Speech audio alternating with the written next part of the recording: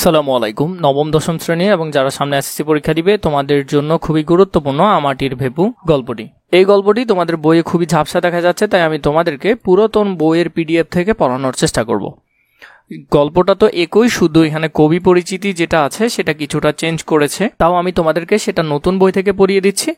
গল্পটার যেসব বিষয়বস্তুগুলো তোমাদের ভালোভাবে জানতে হবে সেটা আমি এখান থেকে দেখিয়ে দিব। পাশাপাশি বলে দিব যেসব বিষয়গুলো থেকে এমসিকিউ প্রশ্ন আসবে, যেসব বিষয়গুলো থেকে তোমাদের ক প্রশ্ন আসবে, যেসব বিষয়গুলো থেকে তোমাদের খ প্রশ্ন আসবে, সেগুলো আমি তোমাদেরকে সুন্দর করে দেখিয়ে দিব। তোমরা আমার আগের ভিডিওগুলো অনেক দেখেছো ইনশাআল্লাহ, এবারও তার ব্যতিক্রম হবে না, তোমাদেরকে সবগুলো বিস্তারিতভাবে দিব। তার জন্য নতুন বই থেকে আমরা আগে কবি পরিচিতিটা একটু কষ্ট করে পড়ে নিই। লেখক পরিচিতি বিভূতিভূষণ বন্দ্যোপাধ্যায় 1894 সালে 24 পরগনার মুরারিপুর গ্রামে জন্মগ্রহণ করেন। কোথায় জন্মগ্রহণ করেন? মুরারিপুর গ্রামে, একটু জেনে রাখবে। লেখক মাটির ভেপুর লেখক হলো কি? বিভূতিভূষণ বন্দ্যোপাধ্যায়। নামগুলো তোমরা বেশিরভাগ ক্ষেত্রে গুলিয়ে ফেলো, তাই ভালো করে নামগুলো মনে রাখবে। স্থানীয় বনগ্রাম স্কুল থেকে 1914 সালে তিনি ম্যাট্রিক পাস করেন এবং কলকাতার রিপন কলেজ থেকে IA এবং BA ডিগ্রি লাভ করেন। কর্মজীবনে তিনি হুগলি, কলকাতা ও ব্যারাকপুরে বিভিন্ন স্কুলে শিক্ষকতা করেন। প্রাকৃতিক সৌন্দর্য ও গ্রাম বাংলার সাধারণ মানুষের সহজ সরল জীবনযাপনের অসাধারণ এক অলেখ্য নির্মাণ করেন তিনি। মানে তিনি মূলত যেসব বিষয়গুলো নিয়ে লেখেন সেটা হলো এগুলো। খুবই গুরুত্বপূর্ণ, এমসিকিউতে আসতে পারে। তাও আমি তোমাদেরকে এখান থেকে লাইনগুলো দেখে, মানে কোন বিষয়গুলো আসলে পরীক্ষা আসে সেগুলো তোমরা এখান থেকে আন্ডারলাইন করবে, এতে করে তোমাদের জন্য খুবই ভালো হবে। প্রকৃতি এবং মানুষের জীবনের অভিন্ন সম্পর্ক চিরায়ত তাৎপর্য তার কথ সাহিত্যের মহিমান্বিত। বিভূতিভূষণ বন্দ্যোপাধ্যায়ের উল্লেখযোগ্য উপন্যাস হলো পথের পাঁচালী, অপরাজিত, আরণ্যক, ইছামতি, দৃষ্টিপ্রদীপ। গল্পগ্রন্থগুলো হলো মেঘমাল্যর মৌরিফুল, যাত্রাবদল। 1950 সালে 1 সেপ্টেম্বর তিনি মৃত্যুবরণ করেন। এটা হলো তোমাদের নতুন বইয়ের যে লেখক পরিচিতি সেটা, আর এটা হলো পুরাতন বইয়ের যে লেখক পরিচিতি সেটা। এখান থেকে তোমরা দেখলে বুঝতে পারবে যে কোনগুলো থেকে পরীক্ষা এমসিকিউ এসে থাকে। আমরা সরাসরি গল্পে চলে যাই। সকালবেলা, তাহলে গল্প শুরুই হয়েছে সকালবেলা 8টা কি 9টা, আনুমানিক 8টা-9টার সময় হরিহরের পুত্র আপন মনে রোয়াকে বসিয়া খেলা করিতেছে। রোয়াক মানে বারান্দায় বসে। কার পুত্র? হরিহরের পুত্র। হরিহরের পুত্রের নাম কি থাকবে গল্পে? অপু থাকবে। কি থাকবে? অপু।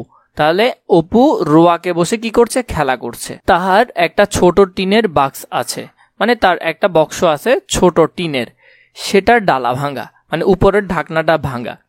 বক্সের সমুদয় সম্পত্তি সে উপুর করিয়া মেঝেতে ঢালিয়াছে। বক্সের ভিতর ওর যে টুকিটাকি, আমরা জানি ছোট বাচ্চাদের অনেকগুলো ভাঙা চোরা খেলনা থাকে, সেগুলোই তার সম্পত্তি। অপু সেই টিনের বাক্সটাকে উপুর করে মেঝেতে ঢেলে ফেললো। সেখানে কি ছিল দেখো?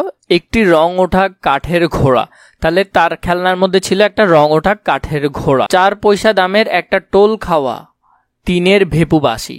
তাহলে 4 পয়সা দামের, খুব বেশি গুরুত্বপূর্ণ, এমসিকিউতে আসার সম্ভাবনা 90%।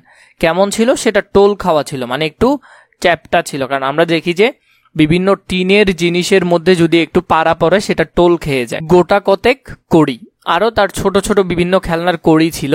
এগুলি সে মায়ের অজ্ঞাত স্বরে লক্ষ্মী পূজার কড়ির চুপুড়ি হইতে খুলিয়া লইয়াছিল ও পাছে কেউ টের পায় এই ভয়ে সর্বদা লুকাইয়া রাখে। মানে আমরা জানি, আমরা যেমন মুসলিমরা তসবি দেখি, তসবির মধ্যে যেমন পুঁথি থাকে, মালার মধ্যেও তেমন পুঁথি থাকে। এই অপু কি করলো? তাদের লক্ষ্মী পূজার যেখানে মধ্যে এই ধরনের মালা দেওয়া হতো, সে সেখান থেকে কি করলো? এই পুঁতিগুলো মানে কড়িগুলো সে খুলে নিল। একটা 2 পয়সা দামের পিস্তল, খুবই বেশি গুরুত্বপূর্ণ, এমসিকিউ আসার সম্ভাবনা 90%। কয় পয়সা দামের পিস্তল? পিস্তলের দাম এবং ঘোড়ার দাম একেবারে মুখস্থ করে রাখবে, কারণ ভুল হলে এমসিকিউ ভুল হবে। কতগুলো শুকনো নাটা ফল। আমরা অনেকগুলো গ্রাম অঞ্চলে যে করঞ্জা ফল দেখি, যেমন কাঁটাযুক্ত, মানুষের কাপড়ে লেগে যায়, সে ধরনের গুলোকে বলা হয় নাটা ফল। দেখিতে ভালো বলিয়া তাহার দিদি কোথা হইতে এগুলি কুড়াইয়া আনিয়াছিল, কিছু তাহাকে দিয়েছে। তার বোন কি করলো? ওই নাটা ফুলগুলোর মধ্যে কিছু তাকে দিয়েছে, কিছু নিজের পুতুল বক্সে রাখিয়া দিয়েছে। তাহলে আমরা অপুর যে বোনকে দেখলাম তার নাম থাকবে এখানে দুর্গা। কি নাম? দুর্গা। এবং দুর্গা কি করলো? সেও কিছু রাখলো এবং অপুকেও কিছু দিল। খান কতক খাপড়াকুচি। খাপড়াকুচি মানে ওই আমরা যে মাটির বিভিন্ন রকম কলসি টলসির যে ভাঙা অংশটা থাকে এবং যেটা আমরা পানিতে জোরে মারি এবং জোরে মারলে বলি যে দেখো কয়বার লাভ দিছে, এরকম এগুলোকে বলা হয় খাপড়াকুচি। গঙ্গা যমুনা খেলিতে এই খাপড়াগুলির লক্ষ্য অব্যর্থ বলিয়া বিশ্বাস হওয়ায় সে এগুলি যত্নে বক্সে রাখিয়া দিয়াছে। এগুলি তাহার মূল্যবান সম্পত্তি। এতগুলি জিনিসের মধ্যে সবে সে টিনের বাঁশি কয়েকবার বাজাইয়া সেটির সম্বন্ধে বিগত কৌতূহল হইয়া তাহাকে এক পাশে রাখিয়া দিয়াছে। সে কি করলো, একটু কৌতূহলী হয়ে এই বেপু টিনের বাঁশিটা বাজালো, বাজায় এটা কি করছে, পাশে রেখে দিছে। কাঠের ঘোড়াটা নাড়াচাড়া করা হইয়া গিয়াছে, মানে সে কাঠের ঘোড়াটাকেও নাড়াচাড়া করে দেখেছে। সেটিও এক পাশে পিজরাপোলের আসামির ন্যায় পড়িয়া আছে, মানে যেখানে অযত্নে রাখা হয়, অবহেলায় রাখা হয় বা পরিষ্কার করার জন্য রাখা হয়, এরকম জায়গায় সেটি পড়ে আছে। বর্তমান সে গঙ্গা যমুনা খেলবার খপড়াগুলিকে হাতে লইয়া মনে মনে দাওয়ার ওপর গঙ্গা যমুনার ঘর আঁকা কল্পনা করিয়া চোখ বুঝিয়া খাপড়া ছুটাইয়া দেখিতেছে তাক ঠিক হইতেছে কিনা। আমরা গ্রাম অঞ্চলে দেখি সুন্দর করে বাচ্চারা ঘর বানানোর পর ওই যে মাটির কলসির যে ভাঙা অংশ থাকে, যেগুলোকে আমরা ঝিক নামে ডাকি, সেগুলা কি করলো, সেগুলা ও ঘর এঁকে সেখানে চোখ বন্ধ করে মেরে দেখতেছে যে ঘর বরাবর পড়ছে কিনা। এমন সময় তাহার দিদি দুর্গা উঠানের কাঁঠাল তলা হইতে, তাহলে তার দিদির নাম কি, দুর্গা, তার দিদির নাম দুর্গা, কোথা থেকে, কাঁঠাল তলা হইতে ডাকিল, অপু ও অপু। তার বোন তাকে ডাকলো। সে এতক্ষণ বাড়ি ছিল না, কোথা হইতে এইমাত্র আসিল, মানে এতক্ষণ দুর্গা বাড়িতে ছিল না।